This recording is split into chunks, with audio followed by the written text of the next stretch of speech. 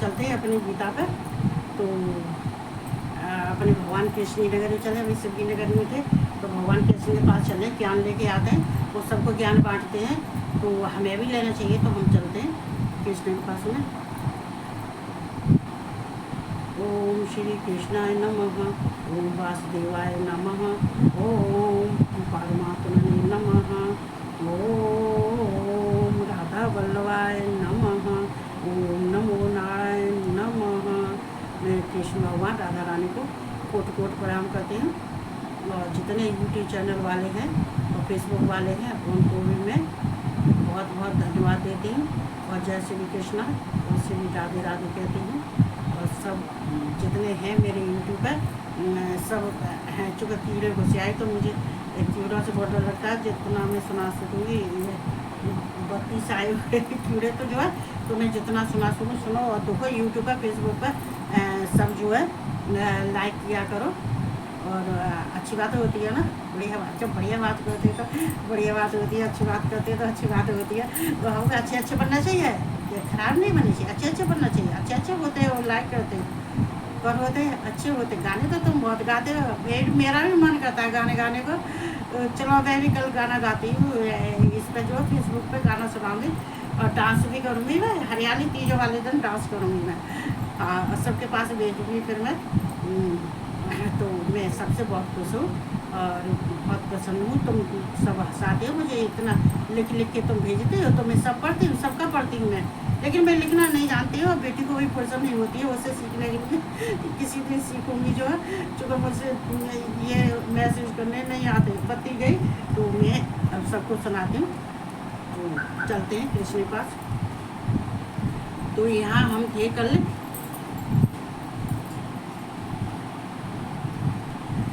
ये भरतवंशी अर्जुन, संसार में इच्छा और द्वेष से उत्पन्न सुख दुखाद द्वंद्व रूप मोह से संपूर्ण प्राणी अत्यंत अज्ञता को प्राप्त हो रहे हैं। देखो संसार में जो इच्छा रखने वाले हैं, इच्छा द्वेष समुत्थेन द्वंद्व मोहेन भारत सर्वभूतान सम्मोहम सर्गे यांत परंतप। जो जितने ही संसार में है इच्छा वाले हैं, क्या होता है कि संसार में के जितने प्राणी हैं उनकी इच्छाएं बहुत होती हैं। एक इच्छा पूरी हुई तो दूसरी आ गई, दूसरी इच्छा हुई तो तीसरी आ गई, तीसरी पर तो उनकी इच्छाएं इतनी होती हैं। क्योंकि इच्छा पूर्ति जब करते जाते हैं, इच्छा पूर्ति वाले संसार में रहने वालों का काम यही होता है। एक कहते हैं हमने गाड़ी ले ली, अब हम उस गाड़ी को बड़ी गाड़ी देंगे, एक मकान बनवा लिया, अब हम दूसरा बनवा, चूँकि उनकी इच्छाएं खत्म नहीं होती। और जब इच्छा पूर्ति नहीं होती है तो क्या होता है, तो द्वेष, तो उनको क्रोध आता है, गुस्सा आता है। और जब दोष उत्पन्न होता है और सुख दुखाद द्वंद्व रूपी मोह से संपूर्ण प्राणी जब उनके अंदर दोष दुख और ये मोह ये सब में फंस जाते हैं, तो और इच्छाओं में ये कहते हैं, तो जब ये फंस जाते हैं तो ये अज्ञानता को प्राप्त होते हैं। क्योंकि अज्ञानी और जो मूर्ख होते हैं वो एक ही कार्य करते हैं, उनकी आत्मा इसी में फंसी रहती है। तो ऐसाम तंतगतम पापम जनानाम पुण्यकर्मणाम ते द्वंद्व मोह निर्मुक्ता भजन्ते मां दृढ़व्रताः। परंतु निष्काम भाव से श्रेष्ठ कर्मों का आचरण करने वाले जिन पुरुषों का पाप नष्ट हो गया है, वे राग द्वेष जनित द्वंद्व रूप मोह से मुक्त दृढ़ निश्चय भक्त मुझको सब प्रकार से भजते। परंतु जो निष्काम भाव से, जिसके उसके अंदर किसी भाव की, किसी काम की कामना नहीं है, कि अपने भाव कहते हैं भाव नहीं रखता है किसी काम को पूर्ण करने में, क्या उसकी अंतरात्मा कह रही है, तो उसका मन कह रहा है, कोई उसका भाव कह रहा है, क्या कहता है मैं कोई फल निष्काम भाव से करता, कोई भाव नहीं होता है। जैसे कि जिस संसार की इच्छा में लगे हुए थे, वो तो निष्काम भाव के लिए तो किसी इच्छा की जरूरत नहीं, उनकी सारी इच्छा मर चुकी होती है। सारी इच्छाओं का वो क्या करते थे, निष्काम भाव से करते हैं। तो जो निष्काम भाव से करते हैं तो जो है उनको उनके सारे पाप नष्ट हो जाते हैं। तो निष्काम भाव से करते हैं तो उनके सारे पाप नष्ट हो जाते हैं। तो जब उनके सारे पाप नष्ट हो जाते हैं और फिर वे द्वंद्व द्वेष जनित द्वंद्व रूप मोह से मुक्त, मतलब फिर उनके अंदर न क्रोध होता है, न मोह होता है, और न किसी का सत्ता होती है, कुछ नहीं होता है। जब ऐसा नहीं होता है तो उस भगवान को सब प्रकार से भजता है, चूँकि उसको मालूम है मुझे इन सब कामों में नहीं फंसना, व्यर्थ के कामों में नहीं फंसना, मुझे तो भगवान का भजन करना है। तो जी देखो, ये अर्जुन के लिए भगवान नहीं कह रहे, हम सबको चाहना चाहिए। देखो, अगर भगवान की हम पूजा करते हैं तो निष्काम भाव से करनी चाहिए, उसमें कुछ भावना नहीं रखनी चाहिए। देखो, भावना रखने के लिए तुम्हें ज़रूरत है भी नहीं है, क्योंकि अगर तुम भगवान को भजोगे तो तुम्हारे सारे कार्य भगवान करेंगे, तुम्हें कहने की जरूरत नहीं है। वो तुम्हारे मन के अंदर, तुम्हारी अंतर आत्मा में, तो तुम्हारे मन को, भाव को वो सब समझते हैं, वो खुद सारा कार्य खुद करते, समझते हैं। तुम्हें समझाने की, यहाँ तो संसार के प्राणी को समझाने की जरूरत है, भगवान को समझाने की कोई जरूरत नहीं है। तो जरा मरण मोक्षाय मामा सत्य तुम ये ब्रह्म तदंत ध्यात्यम कर्म चाह अखिलम। जो मेरी शरण होकर जरा और मरण से छूटने के लिए यत्न करते हैं, वो पुरुष उस ब्रह्म को, संपूर्ण अध्यात्म को, संपूर्ण कर्म को जानते हैं। देखो, यहाँ जो अध्यात्म का दिया है, ये अध्यात्म क्या है? मन, बुद्धि, इंद्रियां और शरीर, परमात्मा, ये अध्यात्म है। अध्यात्म हम इनको कहते हैं, अध्यात्म। तो जो मेरे शरण होकर जरा मरण से छूटने के लिए यत्न करते, जो मेरी शरण में आता है, अपने दुख को दूर करने के लिए जो मेरी शरण में आता है, उसको जो ना ही कोई बीमारी होती है और ना ही कोई रोग होता है उसको, और ना ही उसकी मृत्यु होती है। छूटने के लिए यत्न करता है तो मृत्यु भी उसकी आसानी से होती है। ऐसी नहीं होती है कि परेशानियाँ हो के आँखें चले गई, कि हाथ पैर चले गए, कि शरीर चला गया, ऐसा नहीं होता। वे पुरुष उस ब्रह्म को, संपूर्ण अध्यात्म को, संपूर्ण कर्म को जानते हैं। अभी बता रही थी मैं, संपूर्ण कर्म को जानते हैं। क्या जानते हैं? जो हमारे मन का कार्य होता है, हमें तत्व से जानना चाहिए, बुद्धि का तत्व से जानना चाहिए, इंद्रियों को बस में रखना चाहिए, मन बुद्धि को, सबको, इंद्रिया सबको बस में रखना चाहिए, और परमात्मा को हमें भजना चाहिए।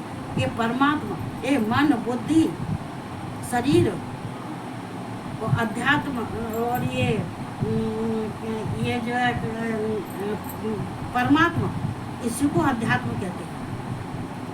तो हमें क्या करना चाहिए? तो वह पुरुष ब्रह्म को, संपूर्ण अध्यात्म, संपूर्ण कर्म को, तो ये इनके बारे में सब जानते हैं कि ये जो हमारे अंदर जो हैं, जो क्रियाएं हैं, जो इंद्रियां हैं, ये जो मन बुद्धि, ये तन मात्रा है, ये क्या कर रही है?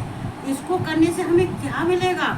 ये हमें गलत कार्य की ओर नहीं ले जाए, या हम जो अच्छा कर रहे हैं कि बुरा कर रहे हैं, तो इनको सब, इनके बारे में सब जान जाते हैं। तो वो अपने वैसे ही अच्छी बुद्धि, अच्छी ज्ञान, अच्छे अपने शरीर को शुद्ध पवित्र, अपने मन को शुद्ध पवित्र, इंद्रियों को शुद्ध पवित्र, तो परमात्मा में जो ऐसे रहते हैं, तो परमात्मा उसमें रहते हैं, परमात्मा उनको अपनी शरण में ले लेते हैं।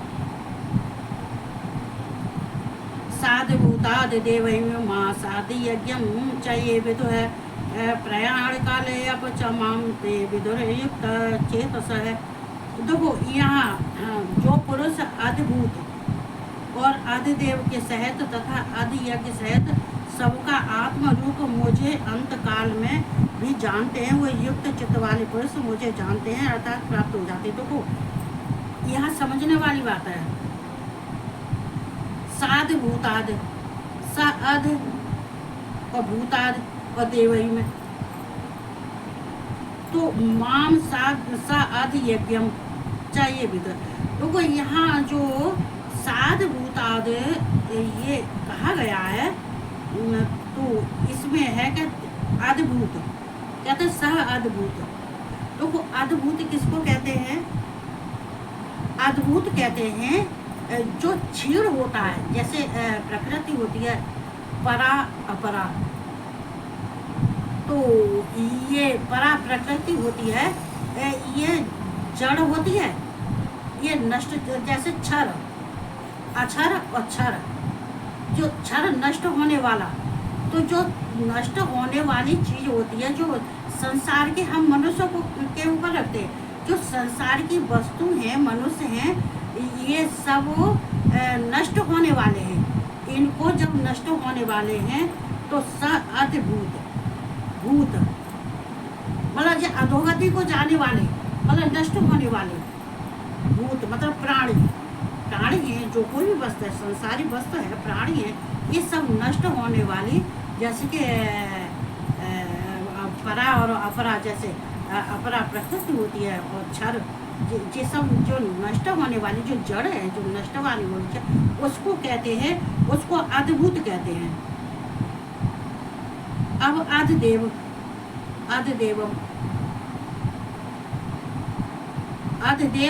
धन एवं मतलब जो देव होते हैं, जो ईश्वर है, जो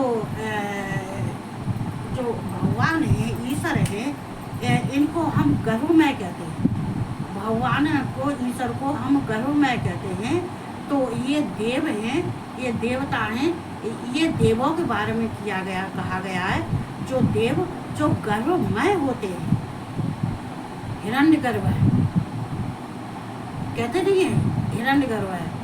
ये जो स्वस्थ वाचन के बाद में जब बोला जाता है तो कहते हैं हिरण्यगर्भाय नमः, उमामेश्वराभ्याम नमः, लक्ष्मी नारायणाभ्याम नमः। तो यहाँ पे देवताओं को कहते हैं हिरण्यगर्भा, तो इनको कहते हैं हिरण्यगर्भ इनको। तो यहाँ ये देवताओं को अधिदेव एवं माम स अधियज्ञ, तो यहाँ अधियज्ञ को हम कहते हैं, तो ये इस पुराण में भी दिया है। तो ये अधियज्ञ को कहते हैं हम आत्मा कहते हैं। जैसे कि परमात्मा, जो परमात्मा और जिसकी आत्मा परमात्मा में लीन है, तो उस कहते हैं आत्मा को हम अधियज्ञ कहते हैं, अधियज्ञ कहते हैं, सदयज्ञ। तो उसको सदयज्ञ कहते हैं, जो हम अपनी आत्मा को, तो यहाँ पे ये शिव पुराण में दिया है, अघोर यज्ञ, अग्नि यज्ञ क्या है, अग्नि, अघोर, चूँकि मैंने शिव पुराण में पढ़ा है ये। तो अब मैं जो कुछ भी बोल रही हूँ, ऐसे अपन समझ लेते तो जितनी मुझे बुद्धि दी है उतना ही तो बोलूँगी मैं। चूँकि यज्ञ ये अग्नि तत्व है, अग्नि तत्व, ये आत्मा अघोर, ये अग्नि तत्व। तो इसको हम यहाँ पे कहेंगे ये सबका आत्मा रूप है। आदि यज्ञ सबकी आत्मा रूप, वो आत्मा रूप को यज्ञ कहते हैं, आदि यज्ञ कहते हैं। आत्मा तो अंत काल में भी जानते हैं, वे युक्त चित्त वाले पुरुष मुझे जानते हैं। तो जो इस प्रकार के हैं, जो इस प्रकार के प्राणी हैं, जो संसार के जो जड़, और वो जड़ हैं, नष्ट होने वाली चीज़ है, लेकिन वो भगवान को नहीं जानते, भगवान को तत्व से नहीं पहचानते। यहाँ पर पहचानने वाली बात चली है, तत्व आदि तत्व और आदि देव, जो हिरण्यगर्भ है भगवान हैं, उनको नहीं जानते। संसार के लोग जो हिरण्यगर्भ भगवान हैं, उन देवता को नहीं जानते, मुझे देवता को मुझे नहीं जानते। और जो कि मैं आदि यज्ञ, मैं सबके आत्माओं में रहने वाला, सबकी आत्मा हूँ, सबके आत्मा में रहने वाला हूँ, लेकिन फिर भी संसार के प्राणी मुझे नहीं जानते, अंतकाल में भी नहीं जानते। और वे युक्त चित्त वाले पुरुष मुझे जानते हैं, अर्थात प्राप्त हो जाते हैं।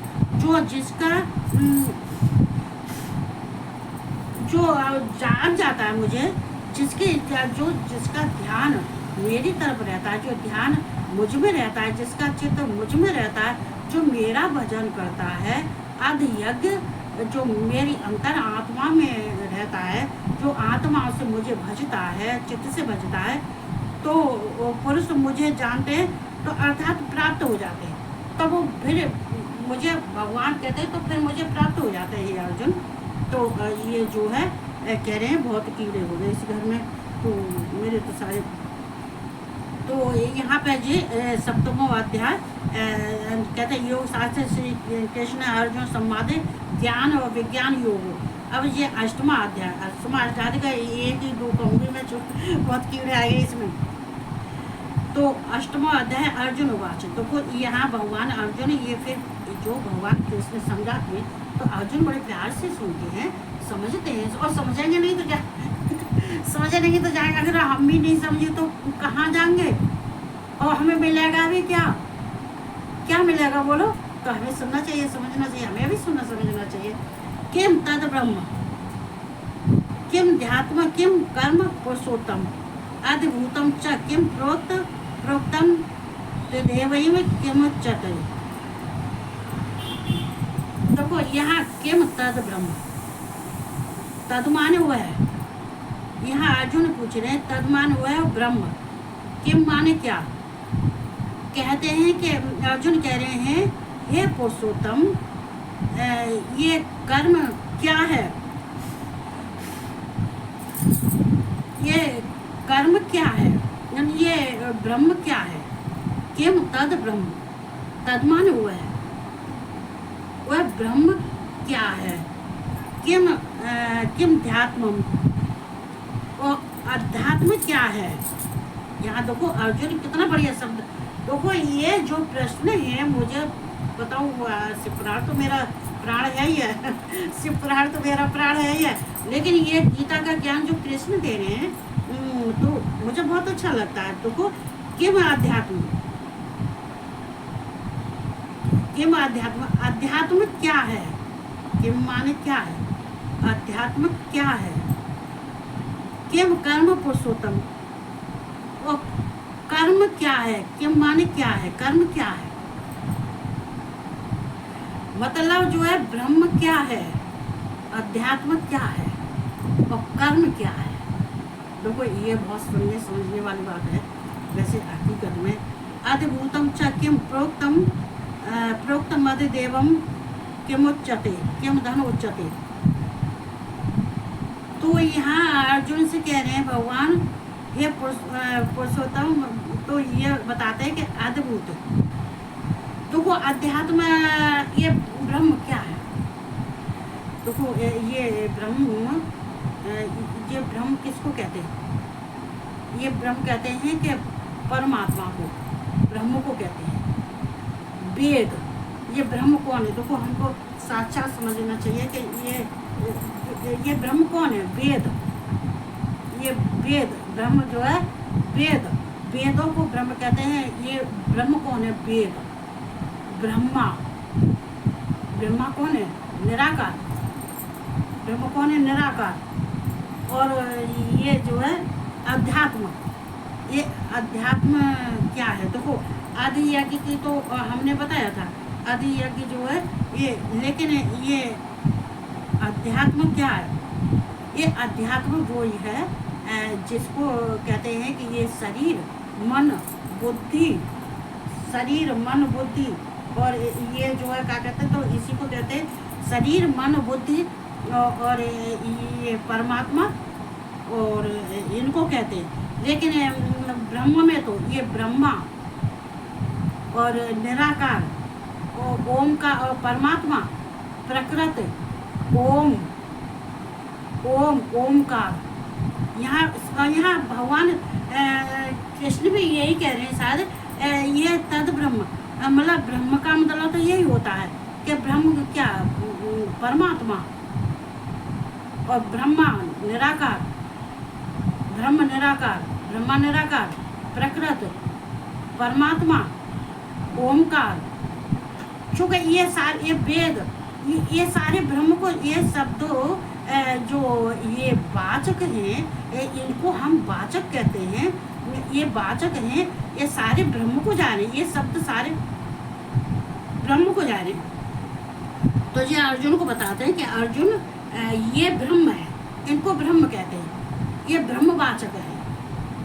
और किम अध्यात्म, तो अध्यात्म का हमने बताया था, जैसे कि अध्यात्म का होता है ये शरीर है, ये मन है, ये बुद्धि है, ये परमात्मा है, इंद्रियां हैं, ये प्रकृति है, तो ये इसको प्रकृति में हम क्यों लेके आते हैं?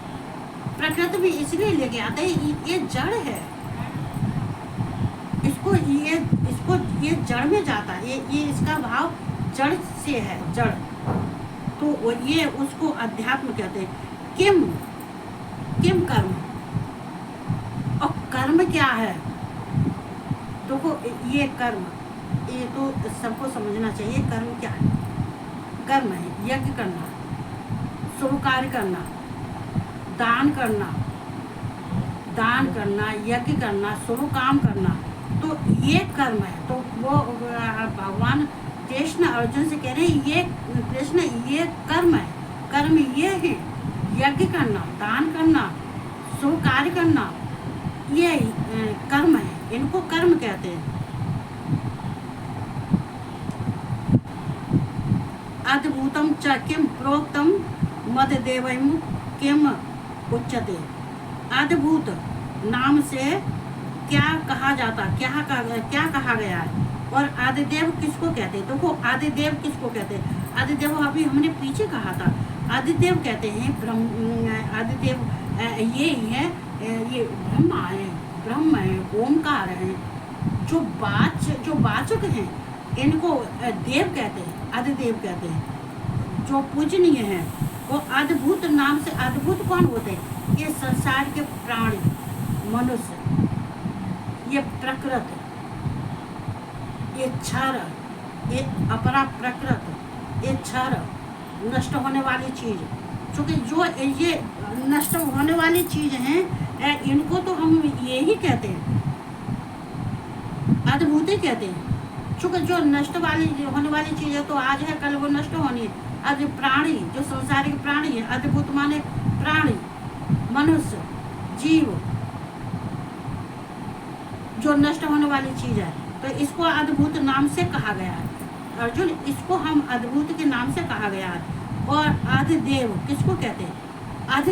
आदिदेव कहते हैं, जैसे कि ये ब्रह्मा है, और ये जो है ये प्रकृति है, ब्रह्मा है, और जितने भी हैं देव हैं, वो इनको भी यहाँ पर भी ये आदिदेव को यहाँ पर भी यही कहा जाएगा। जो हिरण्यगर्भ हैं, तो आदिदेव किसको कहते हैं? तो आदिदेव उन्हीं को कहते हैं, जो कहते हैं आदिदेव, जो हिरण्यगर्भ हैं, जो देव हैं, जो भगवान हैं, वो कहते हैं, उन्हीं को ही हिरण्यगर्भ कहते हैं। तो यहाँ भगवान कृष्ण उनको बतला रहे हैं। तो मैं आज इतना ही सुनाऊंगी। कीड़े बहुत हो गए, यहाँ पर बहुत कीड़े भर गए। तो हमें कहते हैं, तो हमें ज्ञान लेना चाहिए। तो हम जहाँ तक हो सकता है, देखो ये देवताओं के बारे में सुनने के लिए, हमें ज्ञान लेने के लिए ये ज्ञान की बहुत ज़रूरत है। देखो भगवान कृष्ण कहते हैं यहाँ पे कि अर्जुन क्या कभी अर्जुन मधुसूदन तुम कहते हो क्या योग कर, कभी कहते हैं कर्म कर, कभी कहते हैं कि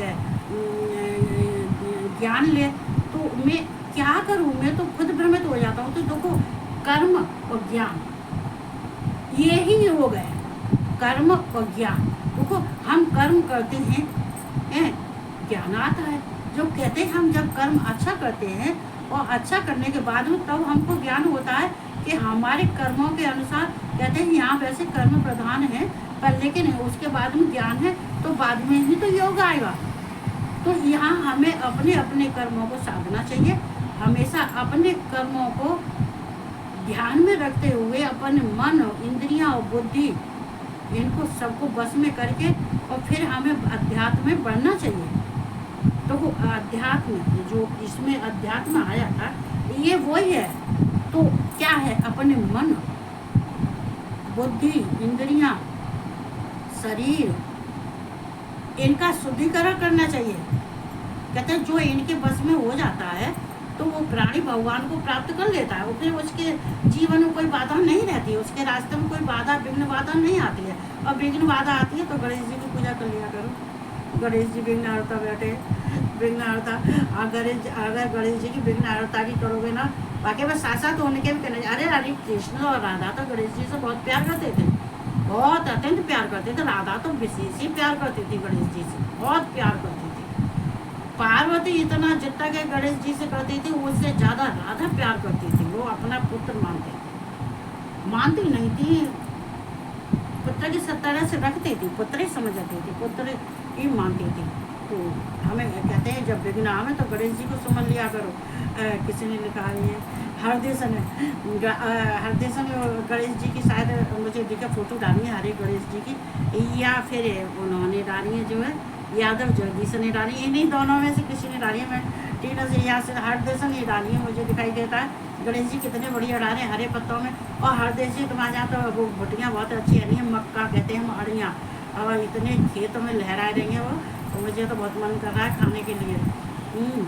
और फूल इतने फूलों की बगिया है तुम्हारे यहाँ कि वो तरह तरह के फूल मुझे बहुत अच्छे लगते हैं। मैं फूलों के लिए तो मैं हमेशा भागती रहती हूँ, कहाँ मुझे फूल मिले, कहाँ मुझे माली से कहती फूल लेके आना, 4-6 तरह के फूल लाया करो, जो पैसे लेते हो तो फूल नहीं लाती हो। तो फूल भी हैं। तो मैं बस इतना ही बोलूँगी, चूँकि मेरे कमरे में आ गए कीड़े और सारे कीड़े मेरे बालों में, तो मैं सबको बस इतना कहते हैं भगवान कृष्ण से ज्ञान लिया करो। और शिव पुराण में अपने मुक्ति और उद्धार के लिए कहते हैं 4 पुरुषार्थ हैं, उन्हें 3 पुरुषार्थों को यूज करके अपने वो किया करो, भगवान की शरण में रहा करो। और राधे राधे बोल, जब मुझसे सब कहते हो हंसती रहा करो, तो मैं कह रही तुम भी हंसते रहा करो। जीवन में कुछ नहीं रखा है, आज है कल कोई भरोसा नहीं, क्या हो कहाँ जाए, कौन सा आदमी किसी गड्ढे में फेंक दे, पर नहीं फेंकेगा। मेरा भोला बैठा है, मेरा भोला भंडार बैठे, मुझे कुछ नहीं होने का है, सब हंसो हंसाओ, यही जीवन है। बस यही कहते मैं वाणी को विराम दे रही हूँ, चूँकि बहुत पूरे आएंगे मेरे कमरे में। तो मैं सबको राधे राधे, सबको जय श्री कृष्णा और सबको गुड नाइट।